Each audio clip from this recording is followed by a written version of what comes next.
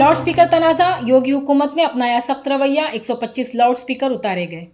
आदाब नाजरीन, मैं फरहा जबीन बसीरत ऑनलाइन में आप सबका इस्तकबाल करती हूँ। एक तरफ महाराष्ट्र हुकूमत लाउड स्पीकर तनाज़ा को ख़त्म करने की कोशिश कर रही है, तो वहीं दूसरी तरफ उत्तर प्रदेश की योगी हुकूमत ने सख्त रवैया इख्तियार किया हुआ है।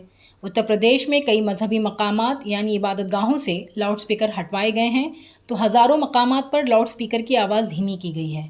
ये कार्रवाई वज़ीर आला योगी आदित्यनाथ के ज़रिए एक मीटिंग में दी गई हिदायत के बाद हुई। वज़ीर आला ने कहा था कि मजहबी मकामात में गाइडलाइंस के मुताबिक ही लाउड स्पीकर बजाया जाए और उनकी आवाज़ सिर्फ मजहबी अहाता के अंदर तक ही रहे। रियासती हुकूमत ने तेज़ आवाज़ में लाउड स्पीकर बजाने वालों की रिपोर्ट भी मांगी है।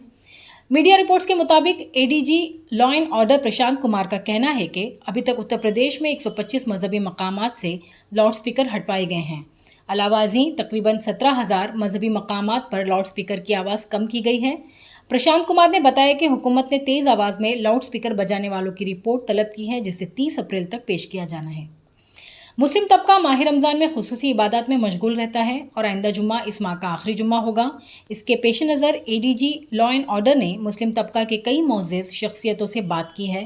प्रशांत कुमार ने बताया कि अलविदा जुम्मा और उसके पहले जो दीगर मज़ाहिब के भी त्यौहार हुए हैं, इनमें लाउड स्पीकर की आवाज़ कम करने के लिए तकरीबन 37,344 मजहबी पेशवाओं से बात की गई है।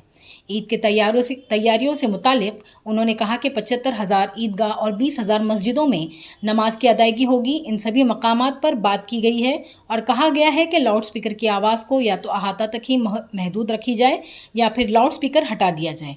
हसास अजला में 45 कंपनी PAC, 7 कंपनी CRPF और मकामी पुलिस फोर्स को अलर्ट किया गया है।